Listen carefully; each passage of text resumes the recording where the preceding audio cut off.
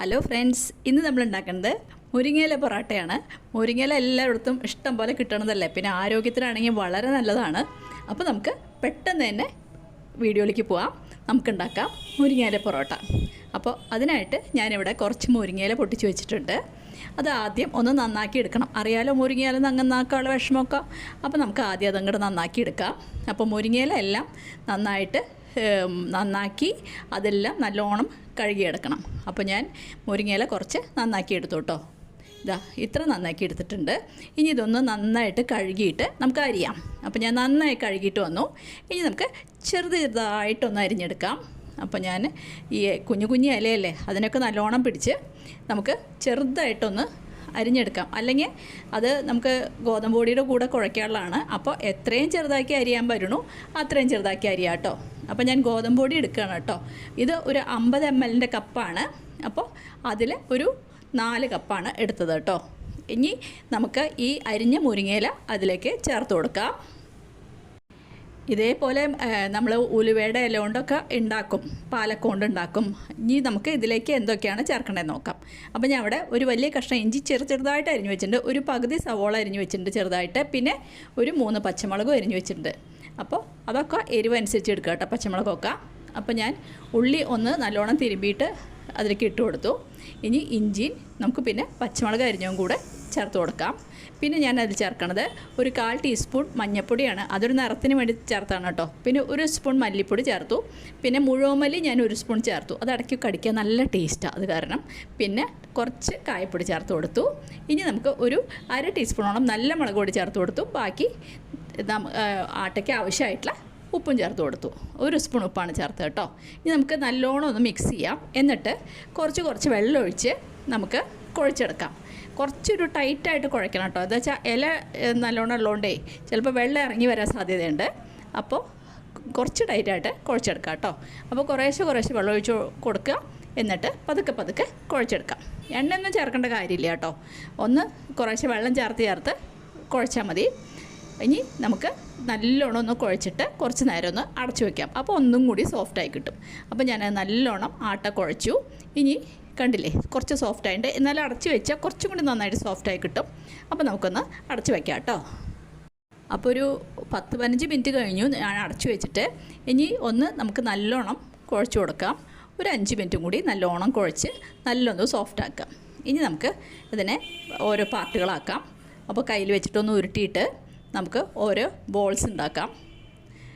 ആദ്യം ഇങ്ങനെ ബോൾസ് ഉണ്ടാക്കി വെച്ച് നമ്മൾ പരത്തി വെച്ചിട്ട് ആണ് ഉണ്ടാക്കുകയാണെങ്കിൽ കുറച്ച് കൂടുതൽ എളുപ്പമാണ്. അപ്പോൾ ഞാനിവിടെ ഒരു 6-7 ചപ്പാത്തിക്കുള്ള ഉണ്ട് കേട്ടോ. 6-7 പൊറോട്ട ഉണ്ടാക്കാനുള്ള ഉണ്ട്. അപ്പോൾ കയ്യിലൊന്ന് നല്ലോണം ഉരുട്ടി തയ്യാറാക്കി വെക്കാം. അപ്പോൾ എല്ലാ ബോൾസും ഞാൻ നന്നായിട്ട് ഉരുട്ടി വെച്ചു. ഇനി നമുക്ക് പൊറോട്ട ഉണ്ടാക്കാൻ തുടങ്ങാം. ഓരോ ബോൾ എടുത്ത് നമ്മൾ സാധാരണ ഗോതമ്പിൻ്റെ പൊറോട്ട ഉണ്ടാക്കുമല്ലോ, അതുപോലെ നമ്മൾ പൊടിയിൽ മുക്കി നല്ലോണം ഒന്ന് പരത്തുക. ആദ്യം നല്ലോണം പരത്തിയിട്ട് നമുക്കൊന്ന് നെയ്യ് പുരട്ടിയിട്ട് ഉണ്ടാക്കാം കേട്ടോ. അപ്പോൾ നല്ലോണം പരത്തിയെടുത്തു. ഇനി നമുക്ക് 1 സ്പൂൺ നെയ്യ് എടുത്ത് നടുവിൽ വെച്ച് കൈ കൊണ്ടൊന്ന് നല്ലോണം 4 പുറവും തേച്ച് പിടിപ്പിക്കാം.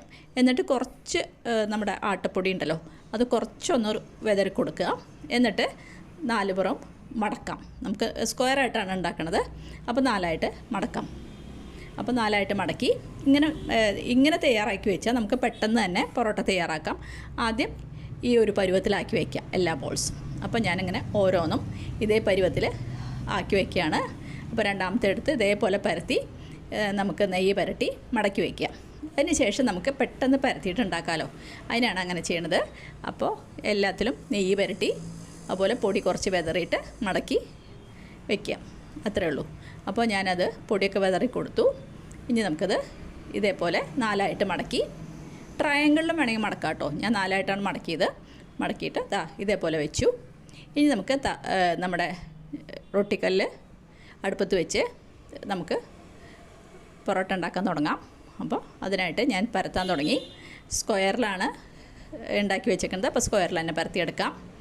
അപ്പോൾ പരത്തിയെടുത്തു. ഇനി നമുക്ക് അടുപ്പത്ത് നമ്മുടെ റൊട്ടി തവ ചൂടായി അതിലേക്ക് ഇട്ട് കൊടുക്കാം. അപ്പോൾ നമുക്ക് ഒരു 5 മിനിറ്റ് ഒന്ന് വെയിറ്റ് ചെയ്ത് ചെറിയ ചെറിയ ബബിൾസ് വന്നാൽ മറിച്ചിടുക. മറിച്ചിട്ടിട്ട് ആ ഭാഗം ഒന്ന് വേവിച്ചെടുക്കണം. ഇവിടെ നല്ലോണം ഒന്ന് വേവണം. അപ്പോൾ നമ്മൾ ഒരു ചട്ടുകെടുത്ത് മറിച്ചിട്ടതിന് ശേഷം കുറച്ച് നെയ്യ് പുരട്ടി കൊടുക്കുക. നെയ്യ് ഇഷ്ടമില്ലാത്ത ആൾക്കാർക്ക് റീഫൈൻഡ് ഓയിൽ ഉണ്ടാക്കാം. അപ്പോൾ നെയ്യ് പുരട്ടി കൊടുക്കുക. നന്നായിട്ട് എല്ലാ ഭാഗത്തേക്കും നെയ്യാക്കി കൊടുക്കുക. എന്നിട്ട് നമുക്ക് മറിച്ചിട്ടിട്ട് ഈ ഭാഗം നല്ലോണം വേവിച്ചെടുക്കണം. ഈ ഭാഗം ഒന്ന് ചട്ടുകം വെച്ച് അമർത്തി വേവിക്കുക. ഈ ഭാഗത്ത് നമുക്ക് കുറച്ച് നെയ്യ് പുരട്ടാം. അപ്പോൾ കുറച്ച് 1 സ്പൂൺ നെയ്യ് ഈ സൈഡിൽ നമ്മൾ പുരട്ടി കൊടുത്തു. ഇനി നമ്മൾ അതിൻ്റെ കോർണറൊക്കെ നന്നായിട്ട് വേവണം കേട്ടോ. അപ്പോൾ അതിനായിട്ട് ഒന്ന് ചെറുതായിട്ട് അമർത്തി കൊടുത്തോളൂ. അപ്പോൾ ചെറുതായിട്ട് അമർത്തി കൊടുക്കുക. ഇനി നമുക്ക് ഒന്നുകൂടി തിരിച്ചിടാം. അപ്പോൾ നമ്മുടെ മുരിങ്ങയില പൊറോട്ട തയ്യാറായി തുടങ്ങി. ഇപ്പോൾ നല്ല നിറമൊക്കെ വന്നിട്ടുണ്ട്. ഇനി ഈ കോർണറൊക്കെ ഒന്നും കൂടി വെന്ത് കഴിഞ്ഞാൽ നമുക്ക് വാങ്ങിയെടുക്കാം കേട്ടോ. അപ്പോൾ നമ്മുടെ മുരിങ്ങയില പൊറോട്ട തയ്യാറായിട്ടുണ്ട്. ഇതിനിപ്പോൾ പ്രത്യേകിച്ച് കറിയൊന്നും വേണ്ട. ഇതിൽ തന്നെ ഉപ്പും മുളകൊക്കെ ഉണ്ടല്ലോ. അപ്പോൾ ഇത് വാങ്ങിയെടുത്തു. ആദ്യത്തെ നമ്മുടെ മുരിങ്ങയില പൊറോട്ട തയ്യാറായി. അടുത്ത പൊറോട്ട ഞാൻ തവയിലേക്ക് ഇട്ട് കൊടുത്തു. ഇനി നമുക്ക് ഇതും കൂടി അല്പം നെയ്യൊക്കെ പുരട്ടി നല്ലോണം ചുട്ടെടുക്കാം. നല്ലോണം അമർത്തി കൊടുത്ത് വേവിച്ച് എടുക്കുക കേട്ടോ. അപ്പോൾ ഈ മുരിങ്ങയിലൊക്കെ എല്ലാവരുടെ വീട്ടിലുണ്ടല്ലോ. എല്ലാവരും ഒന്ന് ഉണ്ടാക്കി നോക്കി അഭിപ്രായമൊക്കെ പറയണം.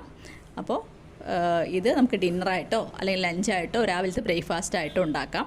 ഇതിൻ്റെ കൂടെ പ്രത്യേകിച്ച് കറി വേണമെന്നൊന്നുമില്ല. കുറച്ച് തൈരോ പിന്നെ അച്ചാറോ ഉണ്ടെങ്കിൽ നമുക്ക് കഴിക്കാം. നല്ല സോഫ്റ്റായിട്ടുള്ള മുരിങ്ങയില പൊറോട്ടയാണ് കേട്ടോ. നോക്കൂ, നല്ല സോഫ്റ്റായിട്ട് ഉണ്ടാക്കാൻ പറ്റും. അപ്പോൾ എല്ലാവരും ചെയ്ത് നോക്കണം. ഇതിൻ്റെ കൂടെ നമുക്ക് കറി ഇല്ലെങ്കിലും കഴിക്കാമല്ലോ. അപ്പോൾ പിന്നെ എളുപ്പമുണ്ടല്ലോ. അപ്പോൾ ദാ ഞാനൊരു ചട്നിയാണ്, ഇതൊരു വെളുത്തുള്ളിയുടെ ചട്നി ഉണ്ടാക്കിയതാണ്. ഇതിൻ്റെ വീഡിയോ ഞാൻ പിന്നീട് ഇടാം. അപ്പോൾ ഒരു ചട്നി പിന്നെ കുറച്ച് തൈരും കൂട്ടിയിട്ടാണ് ഞങ്ങൾ ബ്രേക്ക്ഫാസ്റ്റിന് കഴിക്കാൻ പോണത്. അപ്പോൾ തൈരും ചട്നി ഉണ്ടെങ്കിൽ നമ്മുടെ ഈ പൊറോട്ട നന്നായിട്ട് കഴിക്കാൻ പറ്റും. പിന്നെ ഇതിൽ തന്നെ ഉപ്പും മുളകും എല്ലാം ചേർത്തിട്ടുണ്ടല്ലോ. അപ്പോൾ കഴിക്കാൻ നല്ല ടേസ്റ്റാണ്. അപ്പോൾ എല്ലാവരും മുരിങ്ങയില പൊറോട്ട ഉണ്ടാക്കി നോക്കുക കേട്ടോ. മുരിങ്ങയില കൊണ്ട് നമ്മൾ ദോശയൊക്കെ ഉണ്ടാക്കാറുണ്ട്. ഇങ്ങനെ പൊറോട്ട ഉണ്ടാക്കി നോക്കൂ, വളരെ ടേസ്റ്റാണ്. അപ്പോൾ നമുക്ക് ലഞ്ചോ ഡിന്നറോ ബ്രേക്ക്ഫാസ്റ്റോ ആയിട്ട് മുരിങ്ങയില പൊറോട്ട ഉണ്ടാക്കാം. അപ്പോൾ എല്ലാവരും ചെയ്ത് നോക്കി അഭിപ്രായം പറയണം. അതുപോലെ എല്ലാവരും ലൈക്ക് ചെയ്യണം, ഷെയർ ചെയ്യണം. എൻ്റെ ചാനൽ ആരെങ്കിലും ആദ്യമായിട്ട് കാണുന്നുണ്ടെങ്കിൽ ഒന്ന് സബ്സ്ക്രൈബ് ചെയ്ത് സപ്പോർട്ട് ചെയ്യണം കേട്ടോ.